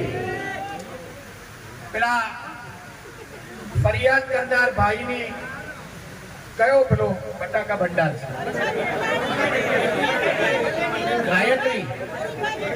ગાયત્રી આલુ ભંડાર ને ભાભી? હા, એ આલુ ભંડાર ની અંદર પણ હજુ સુધી પોટલો તૂટ્યો નથી. કેમ? કારણ કે દિનુ બોગાના મિત્ર છો એટલા માટે. તો મારે એ મામલતદારને કહેવાનું કે ફરિયાદ નોંધાવવા માટે શુરો છે. ભારતના સંવિધાન લીધા પછી આ સામાન્ય નહીં પણ અસામાન્ય માણસોની સામે પગલા લેવા માટે પણ શુરો થા. આ તારી દ્વૈત નીતિ છે ને એ બધા જુએ છે. કોડીનાર પોલીસ તો લાચાર છે. બધા કાનમાં આવીને મને કહી જાય છે કે સાહેબ આ તમે બોલો છો સાચું, પણ વર્દીમાં હોય છે ત્યારથી મર્યાદા હોય છે. એટલે કોડીનાર પોલીસનો હું સૌથી મોટો મિત્ર. અને યાદ રાખજો, કોડીનાર પોલીસની અંદર હું ક્યારેય પોલીસની સામે આક્ષેપ કરતા પહેલા 2 વખત વિચાર કરીશ, કારણ કે એમની ઉપર જે ભાર છે એની મને સમજ પડે છે. એટલે એમને માટે મારે કોઈ આક્ષેપ નથી. પોલીસ, કોડીનાર પોલીસની જય હો. ખોટી પણ એફઆઈઆર માં અને સાચી પણ. પણ આ આલુ ભંડારમાં વિઠલાણી સાહેબનું સરકારી મકાનની અંદરનું પણ એન્ક્રોચમેન્ટ તૂટ્યું નથી. ભાજપના ઓટલા તૂટ્યા નથી. મામલતદાર સાહેબે અંદર એવું લખ્યું છે એફઆઈઆર માં પોતાની કે તો સ્વેચ્છાએ કાઢતા હતા અને અમે વચ્ચે આવ્યા બધા. અલ્યા, સ્વેચ્છાએ જો કાઢી નાખ્યું તો અત્યારે 7 દિવસ પછી પાછું આવ્યું કે પછી તૂટ્યું જ નતું. જુઠ્ઠું બોલવાનું બંધ કરો. મામલતદાર સાહેબ એક્ઝિક્યુટિવ મેજિસ્ટ્રેટ છો, તમારી પાસે એક સત્તા છે. બંધ કરો, માફ કરો.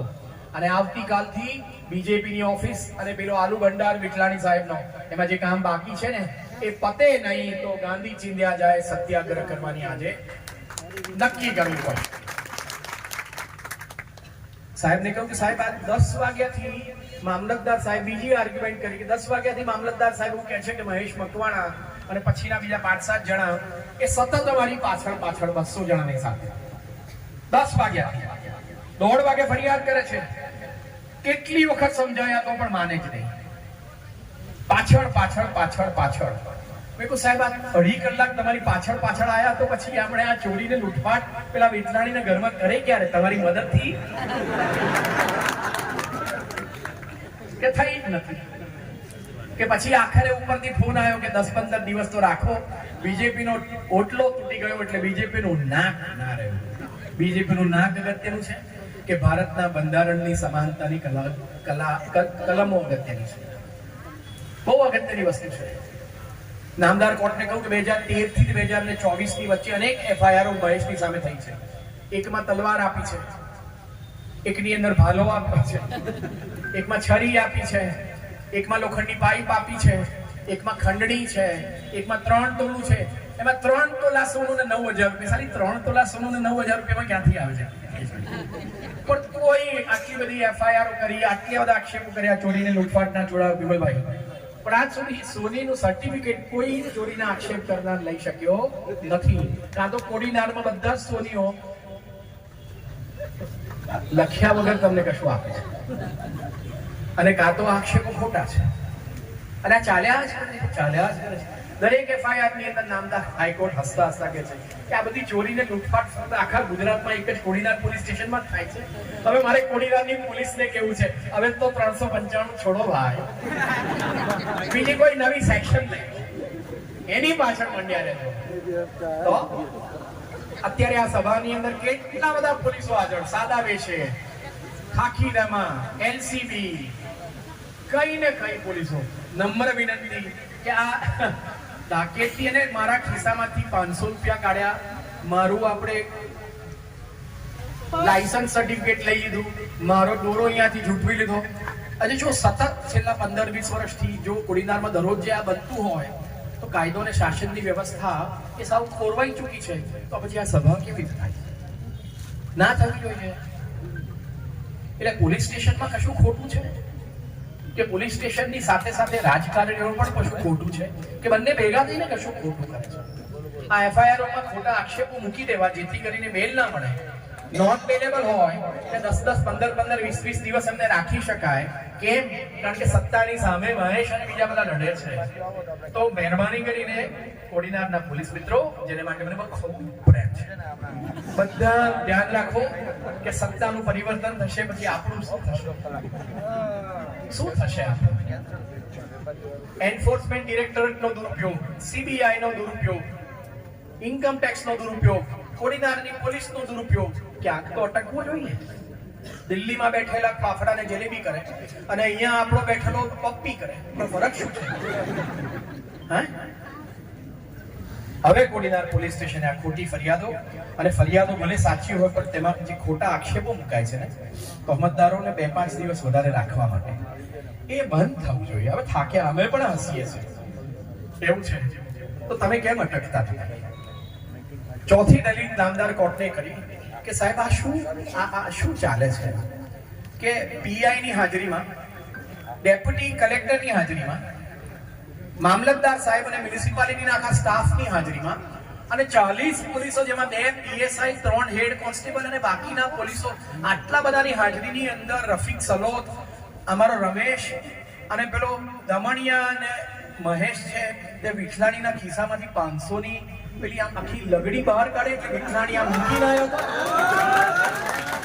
હા, અને વિઠલાણી જુનિયરના એમાંથી 3 તોલા જ સમજાય છે, 4 નથી ખબર, 2.5. બસ શું આવે છે મને? હું બધી એફઆઈઆરો લઈને આવ્યો છું 11 થી 12. આ બધાની અંદર આ છે, પૈસા લઈ લીધા, આ એફઆઈઆર. હવે તો કઈક નવી સ્ટોરી કરો.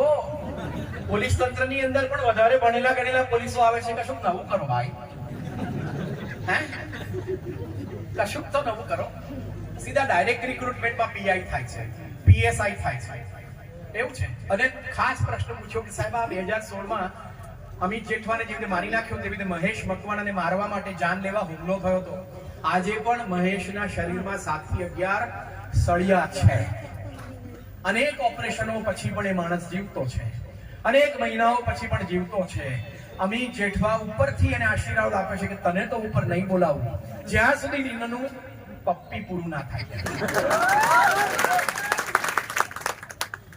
મેં કહ્યું સાહેબ અમને તો 2 પોલીસ દળોનું રક્ષણ છે, મને પણ રક્ષણ છે.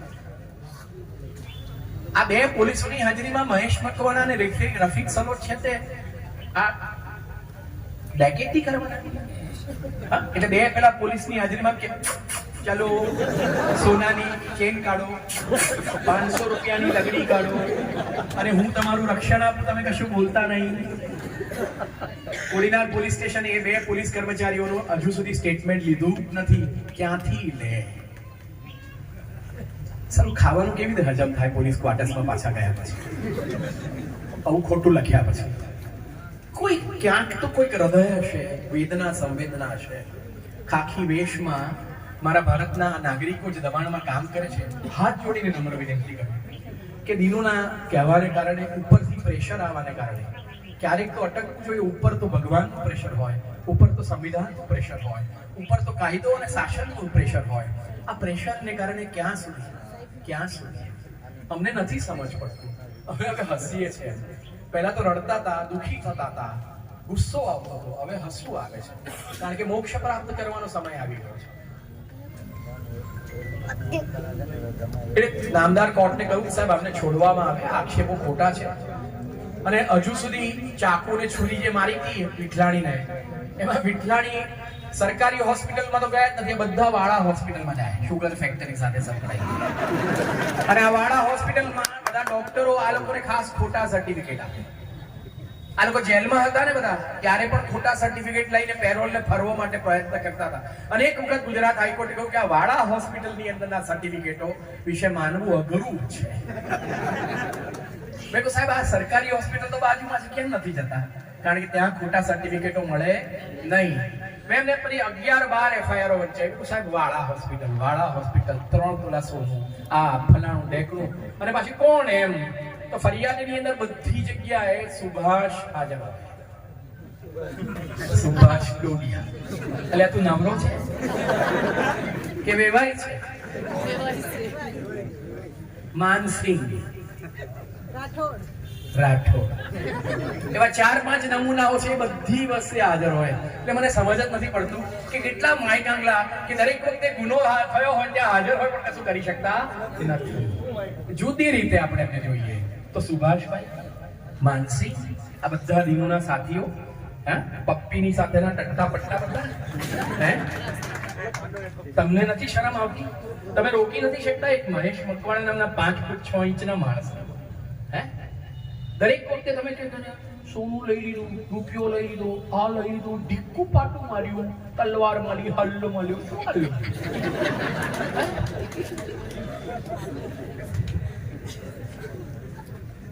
આ વ્યાજબી નથી બધું? હસવું આવે છે. ભવિષ્યની અંદર ક્યારેક મળીશું ત્યારે ચર્ચા કરીશું. બધા વડીલો અને વિદ્વાન મિત્રો પાસે સાંભળ્યા એટલે કોર્ટની અંદર દલીલ કરીને થોડું ઘણું બાકી હતું. જિગ્નેશભાઈ કહું સમજાવો, એટલે તળપદી ભાષામાં સમજાવવાનો પ્રયત્ન કર્યો. નામદાર કોર્ટને તો સ્પષ્ટપણે કહ્યું કે સાહેબ આ જુઓ, આ આક્ષેપો ખોટા છે અને આ ખોટા આક્ષેપોને કારણે ક્યારે કરી શકે. પણ એક વાત અગત્યની છે કે કોડીનારની અંદર આહિર ભાઈઓ, કોળી ભાઈઓ, કારડિયા ભાઈઓ, મુસલમાન ભાઈઓ અને દલિત ભાઈઓ, આ 5 સમાજ ભેગો નહીં થાય ને ત્યાં સુધી પપ્પીને ભલે કાયદો માફ ના કરે, પપ્પીના પેલા પપ્પુને ભલે કાયદો માફ ના કરે, પણ આપણું બધાનું સામૂહિક રીતે કલ્યાણ નહીં થાય. કારડિયા અને દલિતો, કોળીઓ અને આહિરો અને મુસલમાન ભાઈઓ જે વોટિંગ કરે છે અને એમની જે લય અને પદ્ધતિ છે એ પ્રમાણે ખબર પડે છે કે તમે લોકો ક્યાં છો. હોટલમાં આનંદભાઈને મળવા આવવું એ જુદી વસ્તુ છે, અને પોતાનો ધંધો કે આજીવિકા સાચવવા માટે પછી મ્યુનિસિપાલિટી સંસદ સભ્યની કે એમએલએની ચૂંટણીમાં વોટ કેવી રીતે આપવા એ જુદી વસ્તુ છે. અમને સમજ પડે છે. જેમ કોડીનારનું પોલીસ સ્ટેશન FIR કરે છે ત્યારે સમજ પડે છે. આ જ્ઞાતિઓ જે વોટ આપે છે ને ડરને કારણે, એ પણ સમજ પડે છે. હવે આમાંથી મુક્ત થઈએ, નહીતર આપણે એના આતંકને દૂર નહીં કરી શકીએ. તમારે જો મુક્ત થવું હોય, એ આતંકને દૂર કરવો હોય તો કારડિયા ભાઈઓએ ખાસ દિનુ બોઘા નામના કારડિયાથી પોતાની સમાજને દૂર કરી અને બાકીના સમાજને રક્ષણ આપવું પડશે. આ બહુ જરૂરી છે, કારણ કે તમે પહેલા પણ આઝાદી પહેલા પણ અમારા રક્ષણહારા હતા, અત્યારે પણ એક રાજપૂત તરીકે તમે અમારા રક્ષણહારા છો.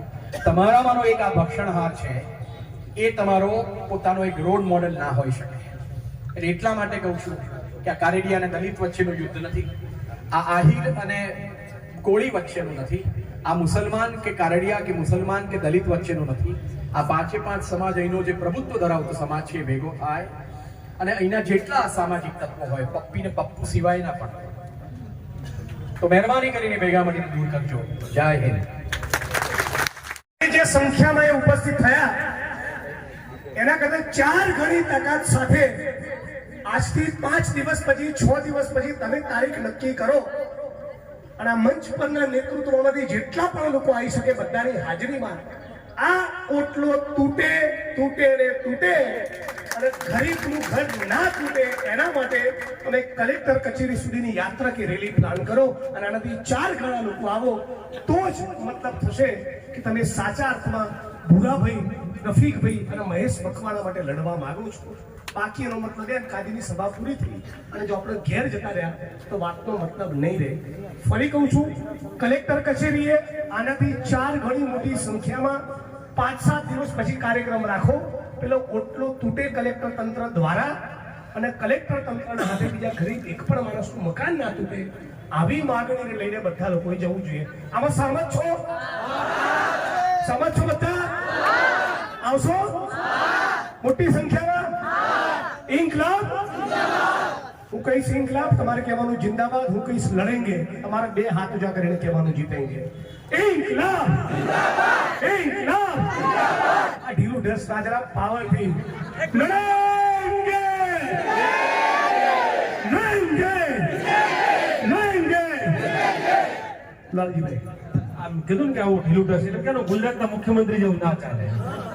આપણે હવે કેવું હોય ત્યાં ઢીલું ડ્રેસની જગ્યાએ ના ખૂબ ખૂબ આભાર. અને ફરી એક વખત કલેક્ટર કચેરી સામેનું જે આહવાન છે તમારું આહવાન હશે તો અહીંયા બેઠેલા બધા જ અમે તમને સાથ